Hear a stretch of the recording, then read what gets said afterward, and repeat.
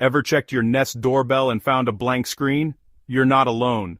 Let's make sure your doorbell is working when you need it most. First, double-check your Wi-Fi. Make sure your phone and Nest doorbell are both connected to the internet. A weak or lost signal is usually the main reason Live View won't load. Next, restart your Nest doorbell. Just press and hold the reset button until the light turns off, then let it power back up. This can clear up many simple glitches. If it's still not working, open the Google Home app. Tap on your doorbell, then hit Settings. Look for any software updates and install them if you see one. Updates can often fix bugs. Also, check your app permissions.